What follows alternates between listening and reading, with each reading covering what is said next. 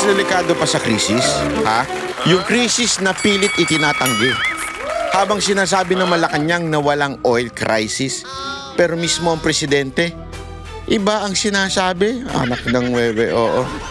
Habang may mga taong pinagtatakpan, may mga batas na binabaluktot, at may mga boses na pilit pinapatahimik. Sino yun? Kasama na pati mga banateros. Hayop. Gago! Trillanes, ha, umayos ka. Yari ka sa akin. At habang busy sila sa politika, ang totoo sa kalsada, mga mamamayang hirap na bumiyahe. O, di ba? Kulang ang mga pumapasada. Naku po! Presyo ng bilihin, presyo ng pamasahe, pataas ng pataas. Pero ang buhay, pababa. Kaya tuloy bumababa ang trust rating ni Marcos. Gago! Tapos may isa pang pasabog, ha. Naku po, ito na yun. Trillanes, nanakot uli. Naku, meron siyang pagbabanta. Naku, tingnan nga natin. Mga ex-marine na naglabas ng issue sa maleta ng korupsyon. Hindi lang sila ang pinupuntirya, pati media, pati tayo. Naku. At eto pa, isang kontrobersyal na opinion, ha. May mga desisyon daw na nilalampasan ng konstitusyon. Naka, eto na. Para protektahan ng ilan. Tanong ko sa'yo, coincidence lang ba to o may pattern kang nakikita? Kung gusto mong maintindihan ang buong laro ng lintik na gobernong ito, kung sino nagsasabi ng totoo at kung sino ang niloloko ka na lang, panoorin mo to hanggang dulo. Hanggang mag-ending, hanggang yung outro. Dahil sa vlog na to, naku po, yari kayo sa akin. Ilalabas talaga natin. Walang safe space, ika nga. Walang filter, walang takot. Ito, si Banat Bay. Yon, magandang araw sa inyo mga kababayan. Nako, ito matindi ho ang ating usapin ngayong araw na ito at talaga nga namang ipapakita ko sa inyo ang matitinding katarantaduhan. Sana At meron pa silang ginagawang pagapang na, nako, dapat makinig kayo. Pagapang talaga. Putang ina, sabi ko, shit. Hindot animal. Sinabi ko na budol talaga Nabudol talaga ang mga Pilipino.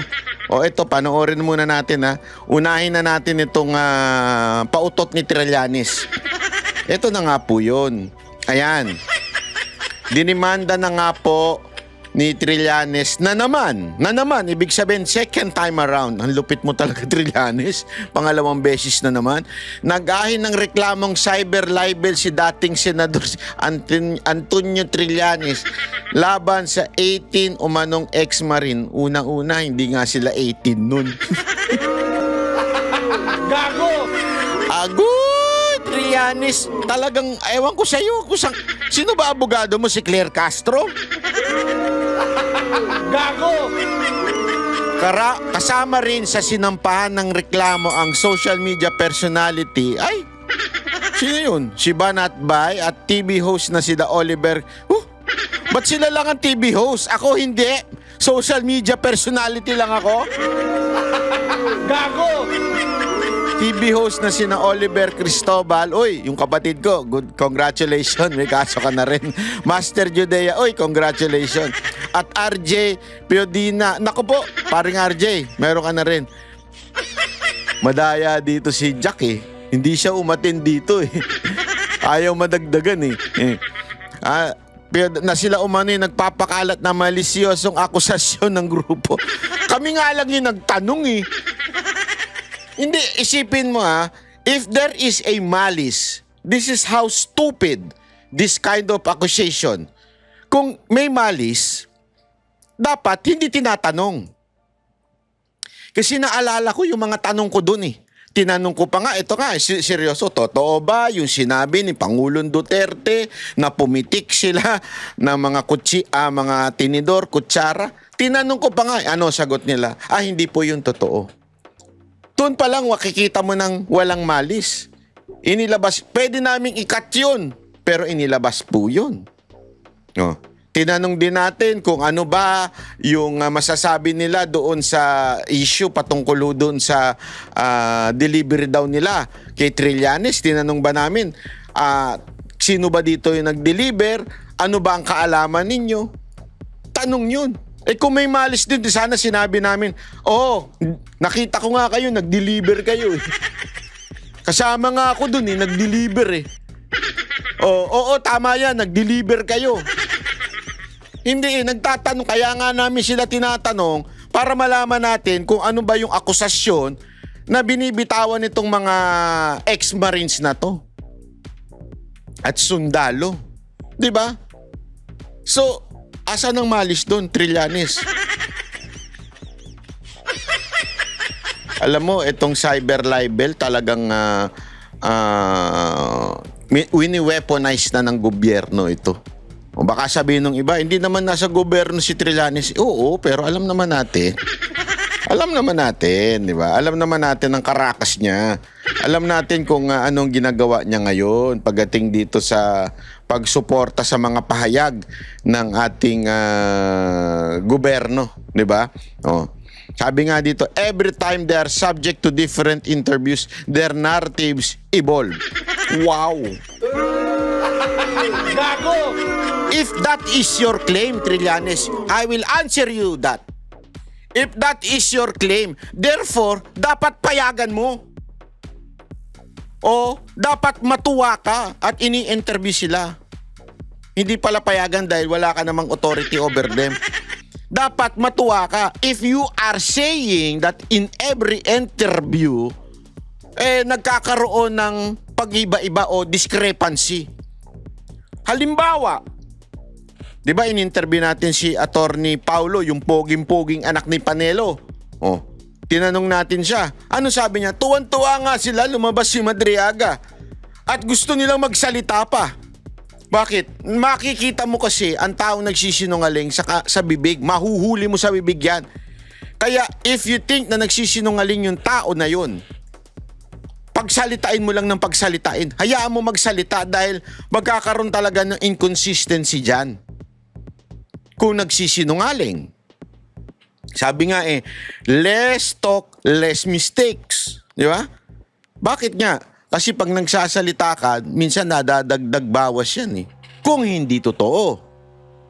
Pero kung totoo, yari ka talaga. Dito, sinasabi mo, every time they are subjected to different interviews, their narrative evolve. Ibig sabihin, nagbabago-bago. Sabi mo according sa'yo to. Nagbabago-bago. They're now claiming their delivery money to my house in bags or in maleta, which even contradicts their initial joint affidavits and statement. Dito pala makikita mo na kung paano sila naghabi-habi ng mga kwento, sabi ni Trillanes. Bakit binabalaan mo sila na magsalita? Kung talagang ikaw ay naniniwalang pabago-bago ang kanilang kwento, di sabihin lang nila, malalaman ngayon ng tao, tanginan to, pabago-bago kwento. Di ba? Ang daling hulihin ng taong nagsisinungaling. Paano? Pakwento mo lahat. Pakwento mo lahat yung detalye. Tingnan mo, huling-huli mo yan kung nagsisinungaling. Parang ikaw. Gago! Makinig ka, Trillanes. Parang ikaw. Ako, okay lang ako magsalita ka na magsalita. Di kita kakasuhan.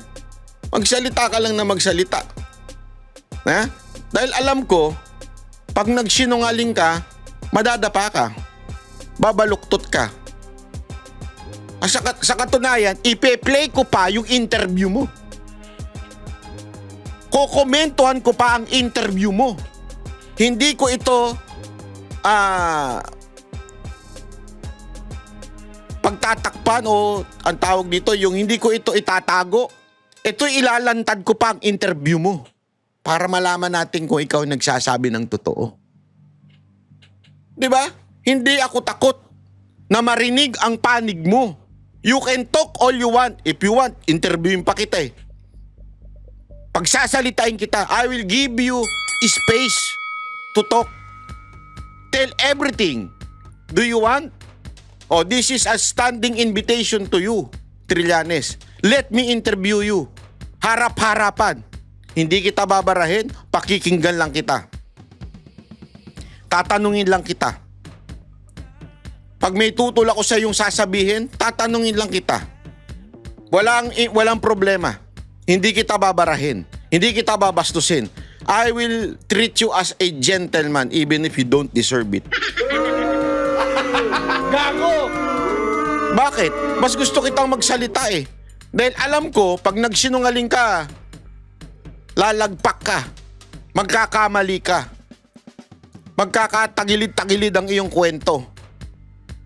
Eto, ipi-play na natin yung interview mo para makita natin Tingnan mo, dito pa lang balubaluktot ka na eh.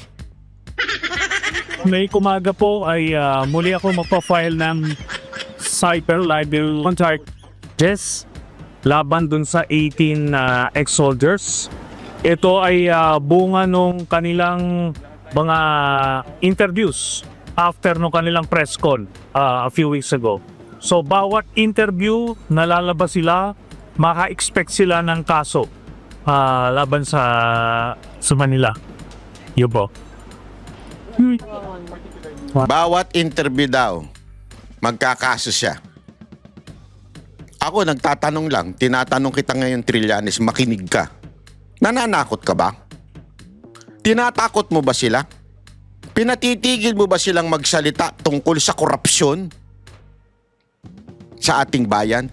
Remember, baka ito lang para sa kaalaman mo, hindi naman ikaw lang ang pinupuntiryan nila Lahat. Whether ito'y kaalyado ng mga Duterte, whether ito'y kaalyado ni Marcos, o kahit sino pa man, magsasalita sila. Dahil sila mismo yung naka-witness. Sila mismo yung part ng crime. Remember this, they're not denying it. They are part of so-called corruption. Kaya nga magandang pakinggan eh. Alam mo yun, ito yung halimbawa ni Mike Defensor. Ano yung halimbawa ni Mike Defensor? Halimbawa lamang po ito. Halimbawa lang ito. Ito yung binigay niyang halimbawa sa isang interview niya. Sabi niya, parang ganito yan eh. Si Zaldico may pinatay. Ngayon, yung gobyerno tinuturo, si Zaldico yung pumatay niyan. Tapos, etong mga ex-security niya, naka-witness dun sa pagpatay. At sinabi nila, opo, nakita po namin, pinatay ni ganito, si ganito, si ganere, si ganayan. So, ibig sabihin, inalaw nila yun. Ibig sabihin, part sila nung crime na yun. At wala silang dinideny dyan. Sila mismo nagdala ng mga mali-maleta. Now, you're telling us na patigilin itong mga sundalo na ito dahil lang isa ka sa mga tinamaan? Pero remember, this is a fight against corruption. Laban ito sa corruption, Wala po itong pinipiling mga tao. Mga nasa minority ng Senado, mga dating in-endorse ni VP Sara Duterte ay naandoon sa kanilang affidavit. Di umano, dahil nakwento pa lang sa akin, di ko po na naman nababasa yung affidavit nila. So, bakit mo pinipigilan? Tama, mali. Dahil tinamaan ka? Bakit mo ngayon tila tinatakot? Tinatakot mo ba? Ako'y nagtatanong lang. Na wag na silang magsalita uli? May alam nga sila sa korupsyon? Bakit ganun? Natatakot ka ba? Na mas may babulgar pa sila? Na maaring tamaan ka? O tamaan ng mga kakilala mo? O kaalyado mo? If you are really anti-corruption advocate, hayaan mo silang magsalita. Gisain sila ng Senado. Gisain sila ng Korte. Hayaan mo silang magsalita. Lata. Na, yun nga, nagbigay ako ng pera sa ICC, kumanggap ako ng mali-maletang pera at kung ano-ano. Lahat ng minensyon nila about me doon sa kanilang affidavit, doon sa kanilang press con, doon sa kanilang mga subsequent interviews, bawat isang occasion na lumabas sila at nagsalita at nagdiyay ng kasinungalingan, lahat ito per camera P. Doon sa akin similar? talagang it's a lie. Diba? And they but know maybe that. something like Ngayon, a, ito ang a clay frame. importante. Within the next few weeks, mabubuo na yung picture. Kasi may mga dati silang kasamahan na naalokan din. Naalokan Ito. ng pera para lumabas. So, Iaano natin, titingnan natin kung nagsasabi ng katotohanan tong Trillanes na ito. Meron daw silang dating mga kasamahan na naalukan para sumama sa kanila. Okay. within the next few weeks, mabubuo na yung kwento na ito. At meron na sa kanilang iba na na bumibigay na at malapit na magsabi ng totoo. Sir, Ayan po yan. Hanggang ko yung mga sinasabi niyo na alukan din na mga kasama nila. At least 5 yung mga dati nilang mga kasamahan. So inalukan din ng pera para lumabas, pero hindi nila tinanggap. So yun ang rin. Sir, nasa active pa ko ba yung women na ito, sir? Maripilati ka. Meron nasa active, merong mga retired. Sir, tatayo pa sila against this people. We'll see. I will not preempt the moves. Pero We'll see daw, hindi pa kasi buo ang kwento. Gago! Maintain natin. dito sa mismo sa 18 na to, may mga umamin na talagang wala silang alam. Okay, kaya nabubuo na yung picture dito. At tinuturo nila kung sino yung nag-alok sa kanila, sino yung nagdidikta kung ano yung sasabihin nila. Jerry. Sir, doon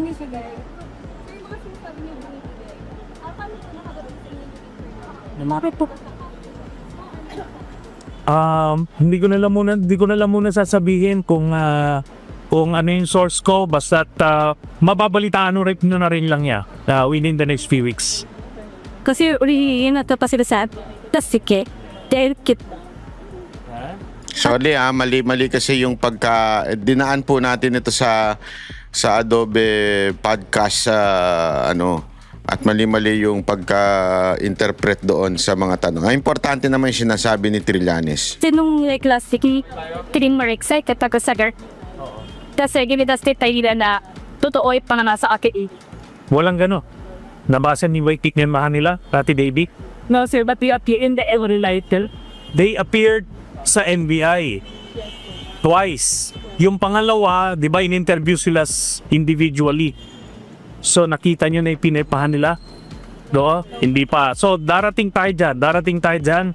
Basta't may mga umamin na hindi nila alam kung ano talaga yung mga isinulat do sa original affidavit. Ito iba pa yung 5 na sinasabi niya na parang lalabas daw, pinilit daw, hindi naman pinilit, parang inaalok ng pera. Pangalawa, meron din daw doon sa mismong 18 Marine and soldiers and 16 Marine and 2 Army ay meron din daw doon na parang babaligtad. Okay? Meron daw doon babaligtad at sasabihin na hindi nila alam yung pinirmahan nila. Yep. Pero yung silvers tayo din ng mga Opo, tiga kahit patas at taboy yung mga kisek. Kung nga pagkakataon nila, kung nagsasabi sila ng totoo, hindi dapat wala silang ipinangangampa. Di ba? Ganun lang yan. I've been in this road before. May mga allegations ako. Di ba? Nilabas ko sa media. Kinasuhan din ako. Di doon ko nilabas yung aking ebidensya. Ngayon, na-dismiss na ang karamihan. Diba? So ito yung pagkakataon nila. Kung nagsasabi sila ng totoo, di ito yun. Dapat yun i-welcome nila. Euros per clarification sa nakatanggap tayo na iba sa 80 currents kahit gusto na bupalik. Yung tipo information na yan ay natanggap kayo after nilos kapat sa pihidan ni. Yes. Apa. So yun po eh. Okay? So, yeah. Sa plano po rin ng kapsampan ng Beach na cyber sisidirin na tanang pumso bila pa na nato po. Andali nga, sandali. Medyo magulo itong part na ito eh. Sandali lang Chotomate, huwag kayo relax lang huwag kayo magagalit. Nagagalit kagad kayo. Nararamdaman ko na banat ba yan? Ano ba yan? Ang gulo-gulo eh. Ito. Ito na lang yung original, yung hindi para kahit medyo malabo lang, may konting anik-anik. Ayan. Soldiers. Ito ay bunga nung kanilang mga interviews after nung kanilang press con a few weeks ago. So bawat interview nalalabas sila, maka-expect sila ng kaso Dito tayo. para lumabas. Will not preempt their moves. Pero dito sa mismo sa 18 na to, may mga umamin na talagang wala silang alam. Okay, kaya nabubuo na yung picture dito. At tinuturo nila kung sino yung nag-alok sa kanila, sino yung nag-didikta kung ano yung sasabihin. Ayan. Yan po yun.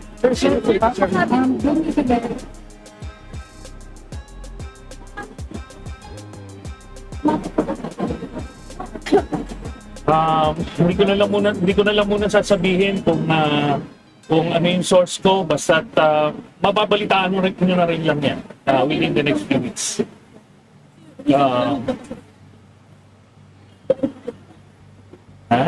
Kasi nung like last week, Tayo? Oo. kasi tinatested tayo na totoo yung mga nasa Walang ganun. Nabasa niyo ba yung pinirmahan nila? Si David? Okay, but we are within the NBI. Napipikon, He appeared sa NBI twice. Yung pangalawa, di ba, in-interview sila individually. So, nakita nyo na yung pinirmahan nila? Doon? Hindi pa. So, darating tayo dyan.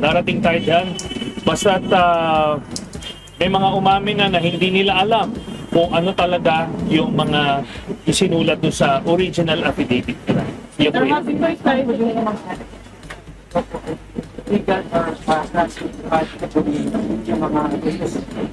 Kung nga pagkakataon nila, kung nagsasabi sila ng totoo, hindi dapat wala silang ipinangangamba. Di ba? Ganun lang yan. Oo nga. Ako, I've been in this road before. May mga allegations ako. Diba, nilabas ko sa media, kinasuhan din ako. Di doon ko nilabas yung aking ebidensya. Di ngayon, na-dismiss na ang karamihan. Diba? So ito yung pagkakataon nila. Kung nagsasabi sila ng totoo, di ito yun. Dapat wini-welcome nila. for clarification, nakatanggap pa yun na sa interviews, like gusto na pag-pray. Yung tipo information na yun natanggap after nila mag-pray sa Yes. So yun po yun. Okay? So, yeah. Sa plano po ninyo ang sisigaw na bakit ng publiko bilang pananapit. Anong gagawin ko? Tulunukin ko yung mga kasabihan nila. Diba? Dapat alam nila yung pinasok nila. Na pagka gumawa sila ng ganyan, merong consequences yan.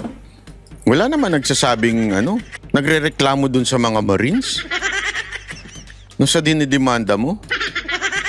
Awayin mo yung mga media nagtatanong sa'yo. Wala namang Wala naman nagagalit eh. Kalukuhan talaga no? Huwag ka na nga, tumabi ka na nga dyan.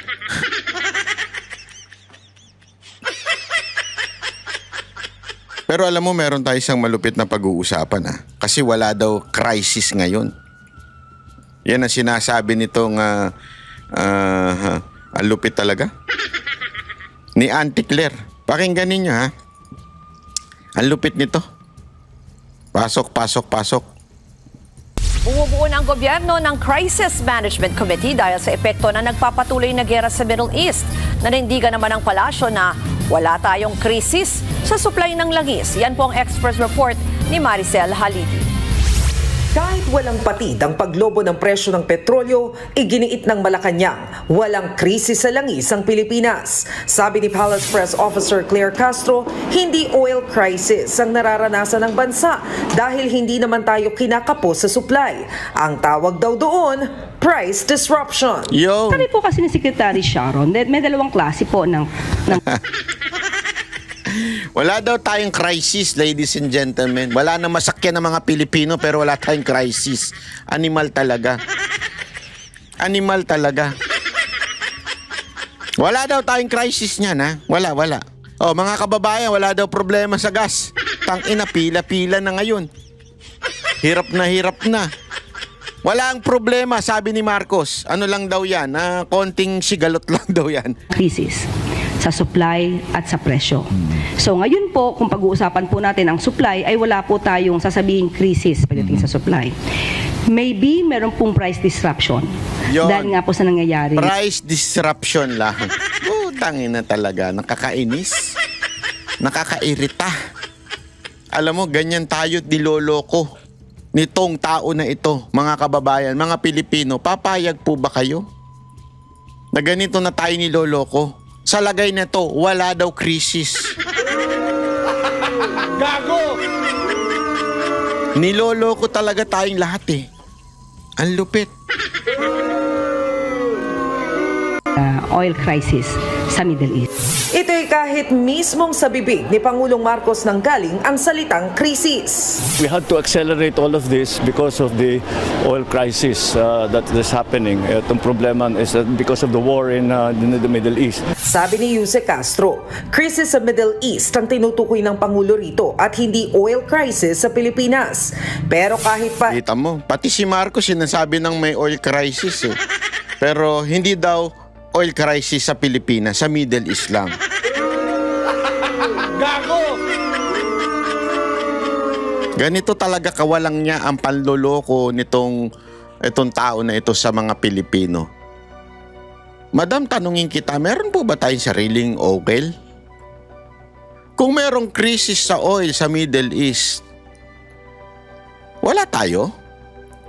Hindi tayo tatamaan? Hindi tayo magkakakrisis? Saan ba tayo kumukuha ng oil? Sa Cebu?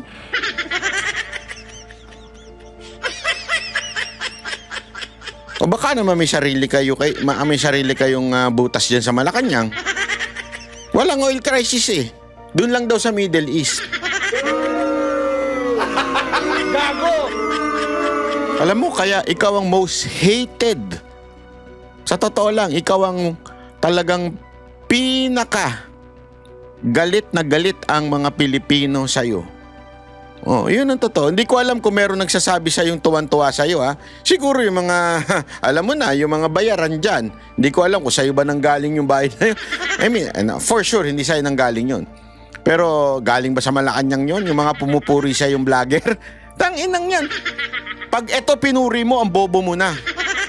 Hindi lang sagad sa bobo, kahihiyang ka ng pamilya mo. Pati anak mo.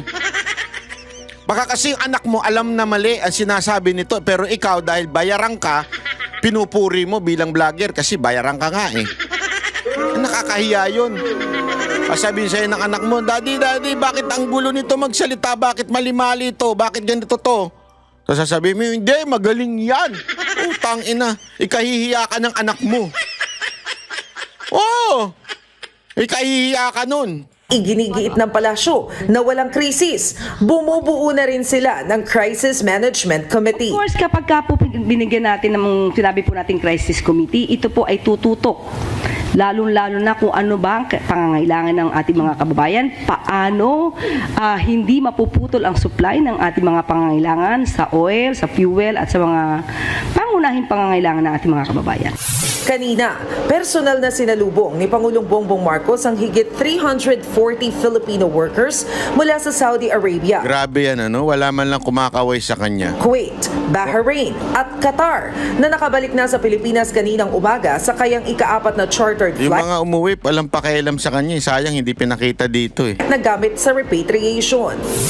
Kabilang dito si Alicia na sinalubong ng yakap ng kanyang pamilya mula Pampanga. Nung nandun po ako sa Qatar, yun nga po, nung may nagaganap na pagsabog po doon, may times po na nawawalan na pong pag-asa, baka hindi na po kami makauwi. Si Merlin naman, tila nabunutan ng tinik nang makaalis sa Kuwait. Po, hindi po ako makatulog po talaga dahil po pag matulog po ako, ang lakas po ng pasabog. Talaga totoo po yan. Kaya po sinabi ko sa amo ko na uwi na lang ako. Sa taya ng Department of Migrant Workers, nasa 1,200 pa ang kailangang i-repatriate mula sa Middle East. Pero habang hindi pa nakakauwi, may paalala sila sa Pinoy workers. We wish to further remind and ask the OFWs to abide by host country safety protocols.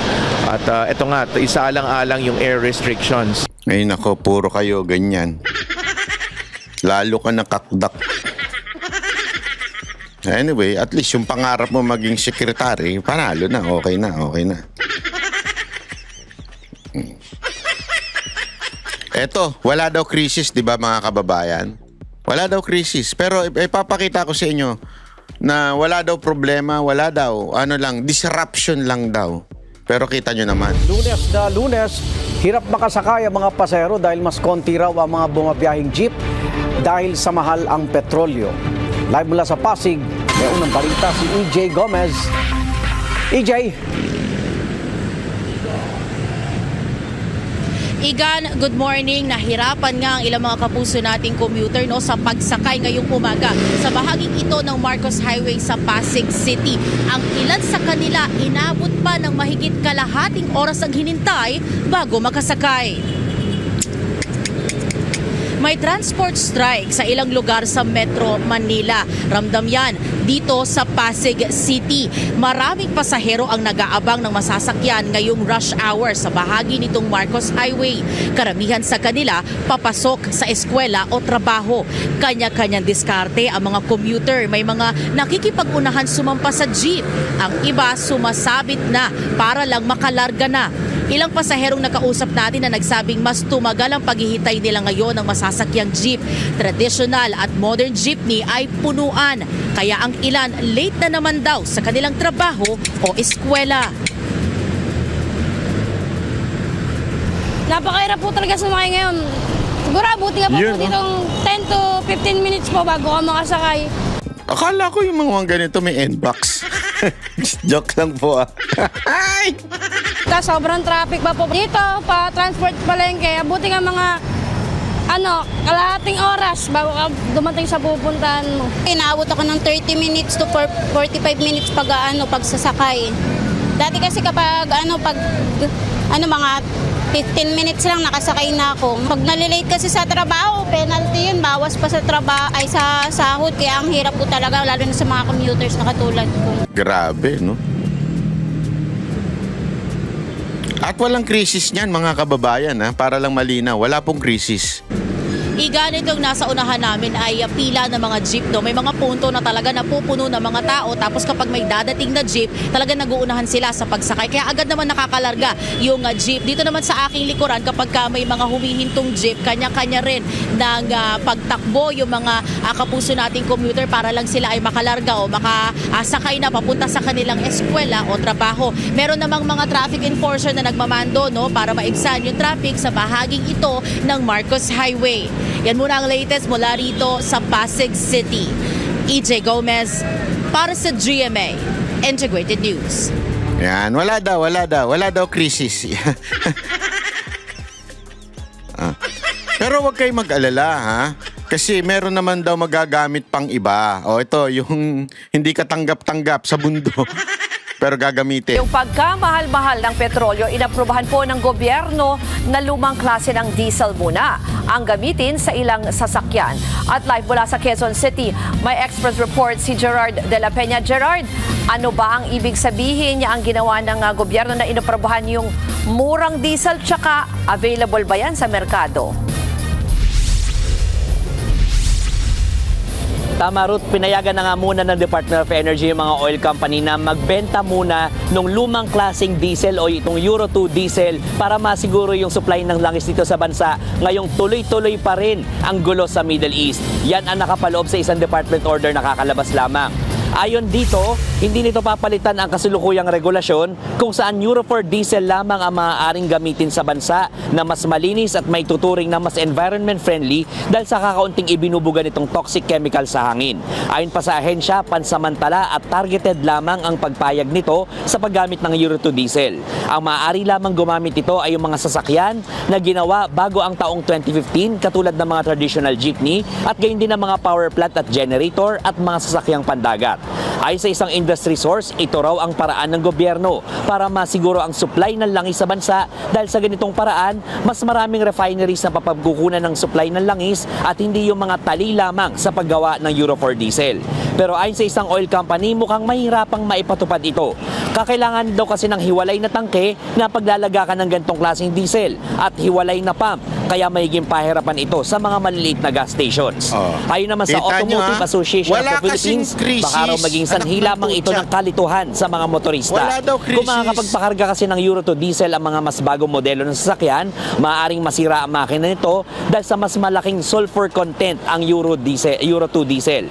Ang dapat daw magkaroon na lamang ng kampanya ang pamahalaan na manawagan sa mga motorista na magtipid ng konsumo para hindi mauwi ang bansa sa pagrelasyon ng wala kang langis. krisis Putang Ruth, ina ayon nyo sa ating mga industry sources, pwedeng umabot ng 17 hanggang 18 pesos ang itataas ng kada litro ng diesel ngayong linggong ito at 8 pesos naman ang kada litro ng gasolina. Kaya naman, Walang maraming mga krisis. gasoline stations dito sa kabaan ng Commonwealth ang pila na sa ngayon.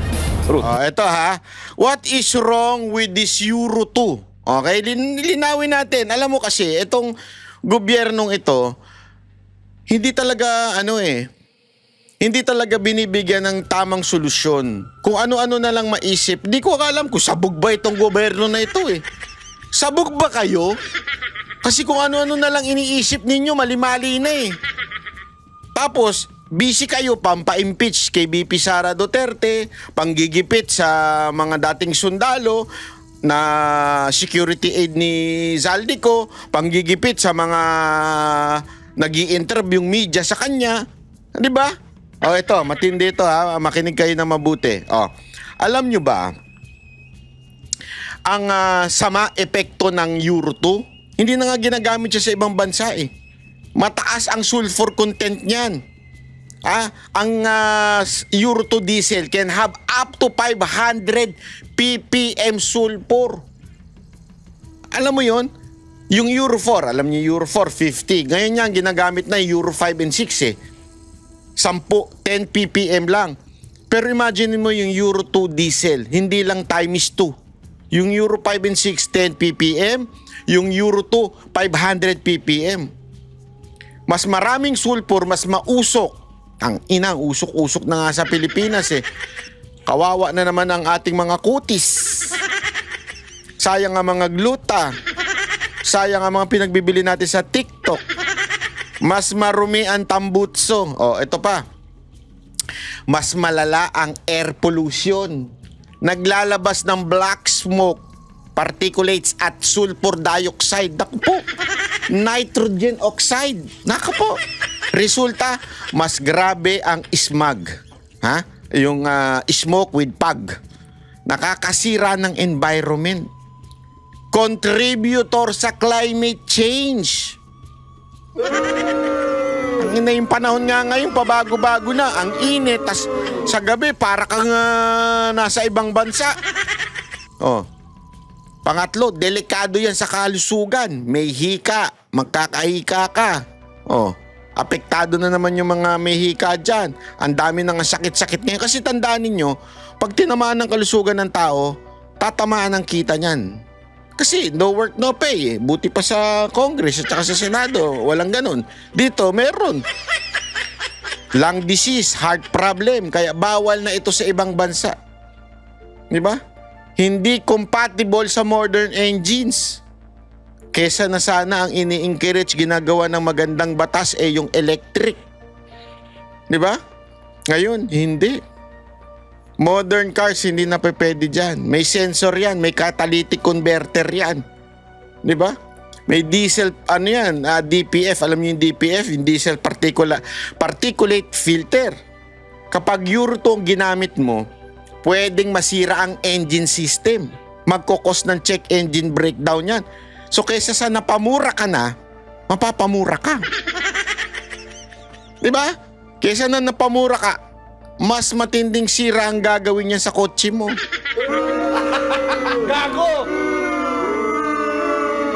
Di ba? Eto sa ibang bansa, para lang sa kalaman nyo, sa EU, Europe countries, minimum standard Euro 6. Imaginein mo, tayo, anong ginagamit natin? Hanggang Euro 4 lang. Tapos gusto mo pa ibaba na Euro 2. Pero sa Europe, sa EU, Europe countries, Euro 6 na. Kaya pala, sarap-sarap huminga dun. Oo. Ang sarap huminga pag nandun ka.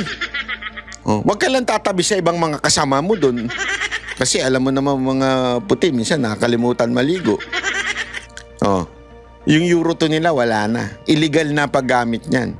Sa Japan, even stricter than Euro standard. Ultra low! Sulfur ang fuel nila. Sobrang-sobra na. United States. Para malaman lang ninyo. Kailangan, tawag dito, yung tier 3, o tinatawag na sulfur around 10 basta kailangan 10 lang. Hindi pa pwedeng lumagpas ng lagpas ng 10 ppm. Euro 2, bawal na. Singapore, isa pa yan. Euro 5 and 6 ang ginagamit. Sa Thailand, naku po, Euro 5 na. Euro 2, phase out na. Tapos tayo, babalik tayo dyan. Dahil walang krisis. Yon. Gago! Pinapaliwanag lang natin kung kagaano kaloko itong si Auntie Claire. Ipinapaliwanag lang po natin kasi alam mo naman to si Auntie Claire, iba utak nito eh.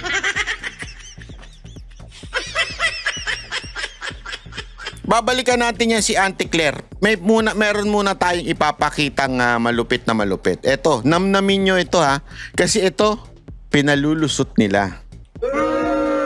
Pero buti na lang, nandyan si Rigoberto Tiglao at ang Banateros. Yan, tatalakayin ng Banateros ito. Bakit? Eto, ayan, yan.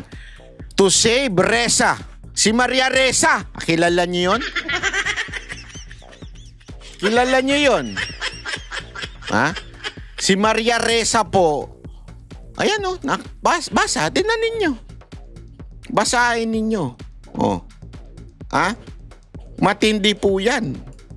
Bakit? Kanyo. Kasi, ganito ang siste. Kung maaalala ninyo, si Maria Reza na kasuhan to. At siya po ay na-convict. Ulitin ko. Na-convict na po ito. According kay dito sa artikulo lahat ng pag-uusapan natin dito sa artikulo ni Tiglao. Na-convict na po ito si Maria Reza sa RTC 2020. Affirm na yung Court of Appeal, 'di ba? Nagkaroon pa ng inaffirm pa ng Court of Appeal noong 2022. So from the RTC, guilty, convicted, inappeal pa sa 2022, nung 2022 sa Court of Appeal, affirm pa. Ibig sabihin nun, sinang-ayunan ng desisyon ng RTC. Yun ang malupit. Ano ba itong kaso na ito? Ito yung kaso na tungkol doon sa isang businessman na medyo nilibel nila. Ibig sabihin, puro kasinungalingan. Actually, napanood ko pa ito. Yung businessman na yun, na inuugnay pa kay Duterte. Keso si Duterte daw nagpakaso dito. Itong businessman na to walang kinaugnayan kay Duterte. Kung ano-anong sinasabi nito, yung si Maria Reza dito sa businessman na ito. At itong businessman na ito, binigyan pa sila ng tsansa para baguhin. Sinulatan pa nila yung businessman, itong si Maria Ressa, yung kanyang writer sa Rappler yun. Sinulatan at sinabing, mali yan, hindi totoo yan, hindi. Ito yung details, ito yung ganito. So pinakukorek. Alam mo, kesa na kinorek, hindi kinorek. At matindi pa yung ginawa. Lalo pa nilang idiniin itong si businessman. Hindi ko alam kung bakit. Meron kaya itong karga? Kaya nila ginawa yon? Kasi minsan pagka ganyan yung dinidiin mo isang tao na sobra-sobra, kahit nagsabi na ng malabo yan, hindi totoo yan, dahil ganito, tapos idinidiin mo pa. Minsan pagka ganon, operation yun eh. PR operation yung mga ganon. Hindi ko sinasabi ganon ang ginawa ni Maria Ressa, ha? Pero parang ganon ang datingan. PR operation. Ibig sabihin may karga. May nagbayad para manira. Ganon po ba yon, Maria Ressa? Kung bakit nangyari yan? Ako, nagtatanong lang ako, ha? Kasi ang tindi ng ginawa nila doon. Sinabihan na sila, yet tinuloy-tuloy pa nila. O, di ba? Ayan, tanong. Guilty ba sila? Guilty. Sabi ng RTC. RTC nagsabi, hindi ako. O, in-affirm ng Court of Appeals noong 2022. Eto, matindi. Dito makamatindi, ha? Pero biglang ang Solicitor General mismo ang humiling sa Supreme Court na i-acquit si Maria Ressa. Gago! Ang lupit. Di ba po? Bakit ganon? Bakit ganon ang ginawa nitong Solicitor General na ito? Di ba? Una-una, Solicitor General should be the lawyer of the government. Pag may mga kaso yung government, bakit kay Maria Ressa siya ang nagdi-defend? At humiling sa Supreme Court na i-acquit siya. According to Rigoberto Tiglao. Ang ano daw yung dahilan? Ang dahilan daw, expired na yung kaso. Ano ba yun? Gago! 1-year prescription based sa newer ruling. Diba? 1 year na daw. So, wala na. Ang problema kasi, may naunang ruling, yung 2018. At, eto yung newer ruling na isinasite nitong Solgen na ito, yung jurisprudence na sinasite niya, ay hindi pa naman daw final. So ano ibig sabihin? Hindi mo pa pwedeng gamitin sa jurisprudence. Hindi mo pa pwedeng sabihin jurisprudence yan kasi nga hindi pa final. Pero ang final ay yung naunang ruling na 2018 na nagsasabing 15 years ang prescription.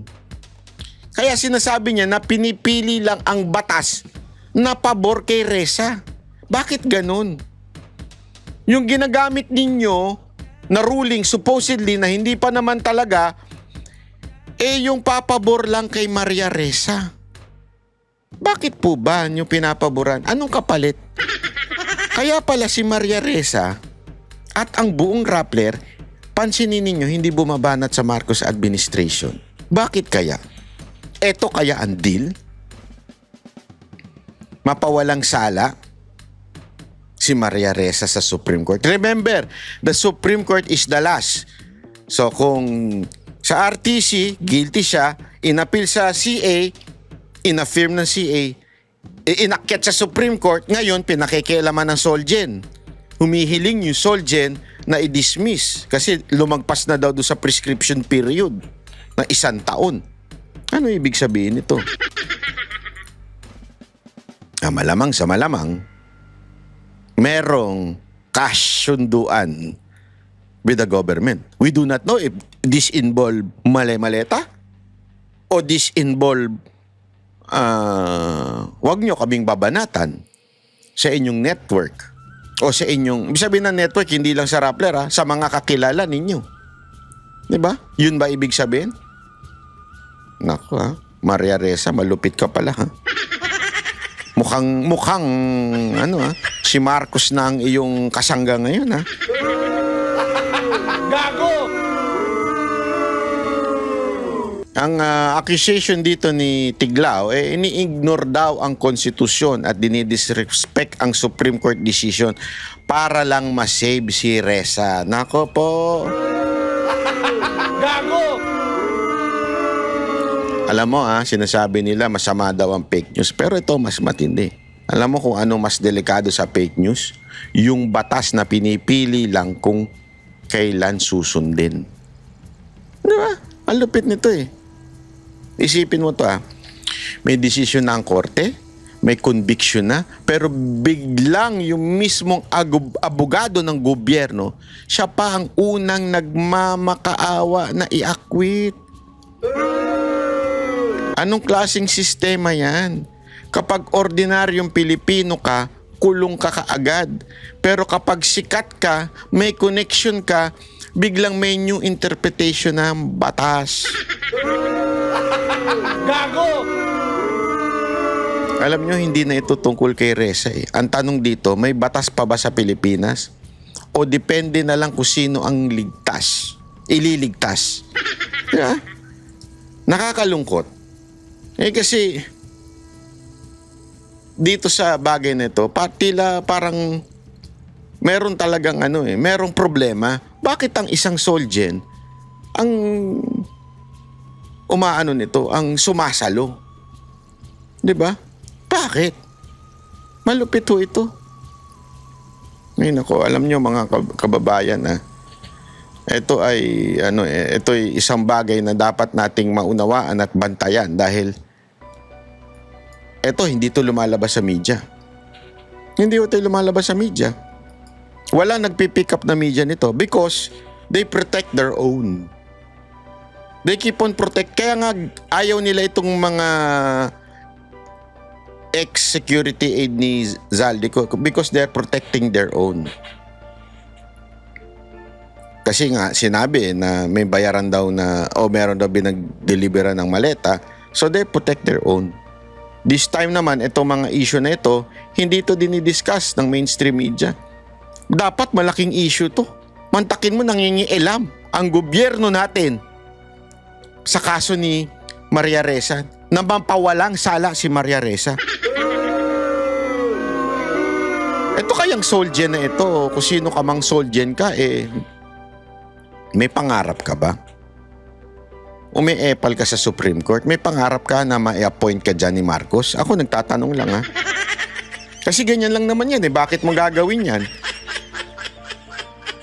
May pangarap ka ba na ma-appoint ka ni Marcos dyan? Huwag ganun.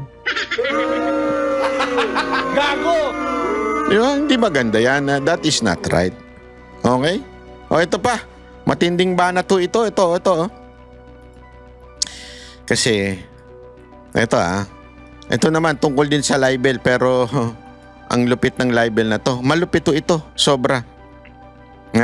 Bakit? Ito na naman si Castro, bumanat na naman. Rep. Leviste claims you're demanding him to pay for the, quote, sleepless nights and anxiety you're having over his libel case against you. Any comment po? Plus, for ruining my integrity. Ano?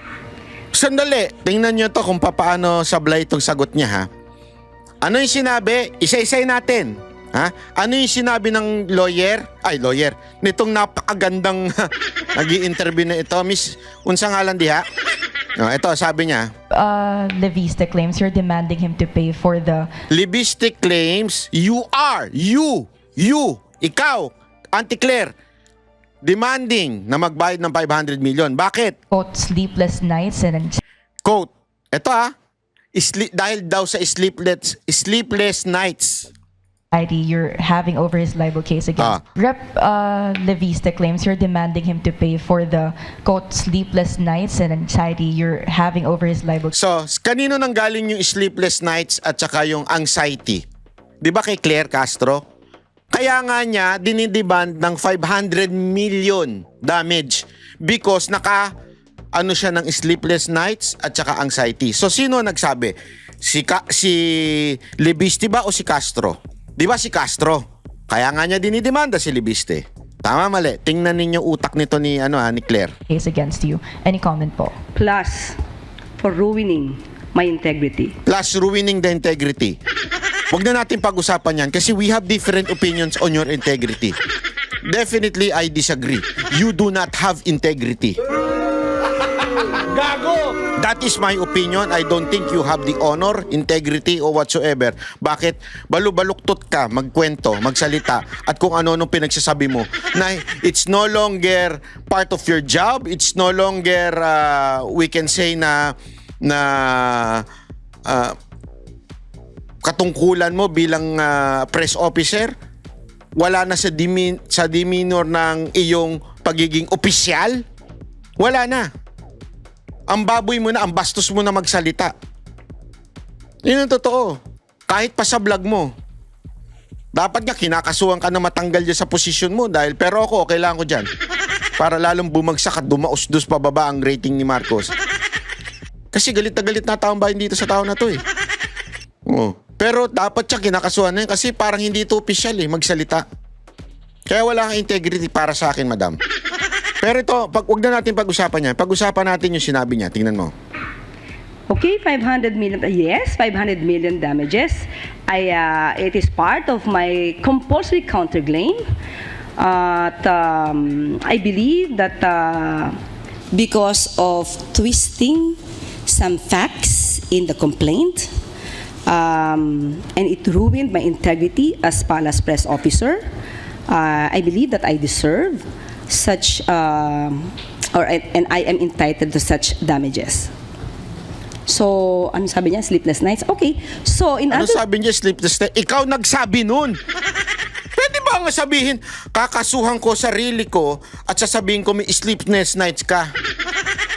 Ikaw nga yung nagkaso eh. Ikaw nga yung nagsabi nung kaya nga sinisingil mo ng 500 million eh. Anak ka ng weteng talaga, oo. Words?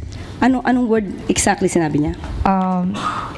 Sleepless nights and anxiety, and kaya niya raw pong sagutin. Tinan mo, natatawa na si ate kasi ikaw nagsabi nun, tas sinasabi mo ngayon na si ano pa nagsabi, si Libiste pa. Tapos ito, tingnan nyo paano niya tinwis. As ang sabi daw ni Libiste, kaya niyang sagutin daw yun. Yung pampagamot niyo. Pampagamot nyo. Ito kasi ako si Libiste. Sinabi ni Castro, hoy, dahil sa mga sinabi mo, hindi ako nakatulog at nag-worry ako kaya sinisingil kita ng 500 million. Ang sagot ko naman, kung ako si Libiste, ang sagot ko, huwag kang mag-alala pag nagkasakit ka, sagot ko ang sakit mo. Pagagamot kita. Tingnan mo yung sagot nito ni Castro ha. Tingnan nyo kung gaano katindi yung logic niya. Good. Good. Very good. Very good. He admitted that he is causing me sleepless nights and anxiety. So that will be part of the case. Ang lupit mo talaga, madam. Iba ka. Iba utak mo. Dinaig mo na si Gadon. Ma'am, eto si Gadon. Dito ka na. Sobrang taas mo na. Mantakin mo sinabi daw ni Libiste. Ina-admit niya na nagkaroon talaga ako ng sleepless night at saka anxiety because sasagutin niya yung pampapagamot ko. Yun na yung logic niya. Una-una kayo nagsabi nun na walang tulog. Di ba? Pangalawa, kayo rin na nagsabi na merong anxiety. Kayong dinadanas. Tapos sasabihin niya sa pagpapagamot, ibig sabihin, inaamin niya na kaagad. Ikaw nagsabi nun eh. O para bagang sinasabi mo, ganito, halimbawa. Si Jack, Sir Jack, sabi ni Sir Jack. Banat Bay, dahil sa'yo, nilalagnat ako dahil ang hirap mong intindihin, sabi. Parang baligtad. Sige, baligtarin natin. Kunwari ako nalalumapit kay Sir Jack. Sir Jack, dahil sa'yo, nahihirap ako intindihin. Nilagnat tuloy ako. Sabi naman ni Sir Jack, hindi, papagamot kita. Sabi niya. Sabi niya. Ako na pagamot mo. Sabi niya ganon. E di sagot ko naman, so inaamin mo nga. Inaamin mo nga na ikaw ang nagdulot ng lagnat ko. Anak ka ng weteng. Gago! Ikaw nagsabi nun eh. Di ba? Magagaling i-jejak. Ingonyang namin yun eh. Sabi nyo, nyak nyo. Ganon yung ganon. Ikaw nagsabi nun, tas sasabihin mo, ako nagdahilan. Gago! Ang lupit mo talaga, Auntie Claire. Iba ka. Iba yung level mo. Eto ka na. Eto ka na. Eto ka na talaga. Si Gado nandito eh. Eto na yung level ng anuhan mo. Ng ang lupit eh. Hindi, ako ito lang mga kababayan. Ay nako.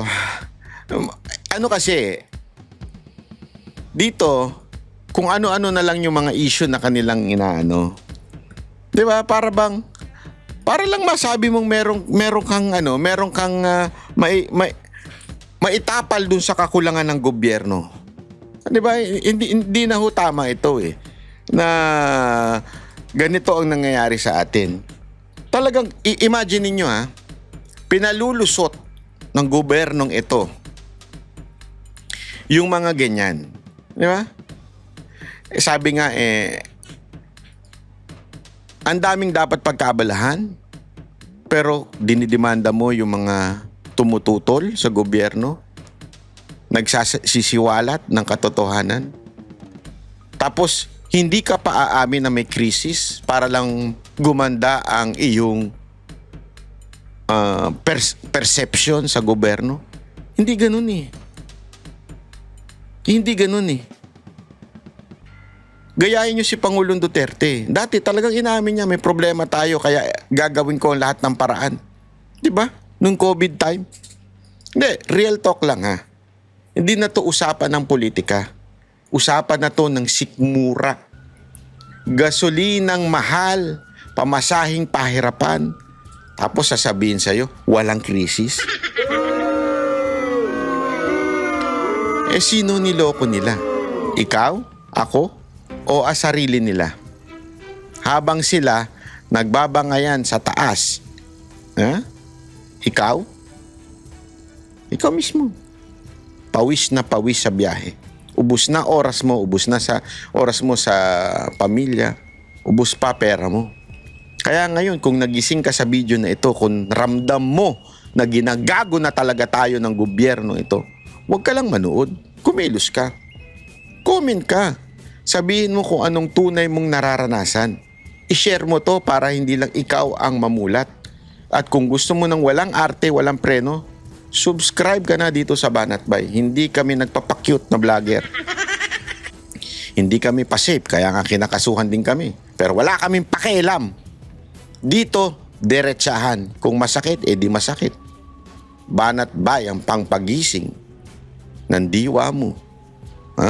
Kaya dito lang sa ating channel, Banateros lang ang inyong laging susubaybayan. Okay? So, kita-kits ulit tayo sa susunod na video natin. Maraming salamat po. Ako po si Banat Bay.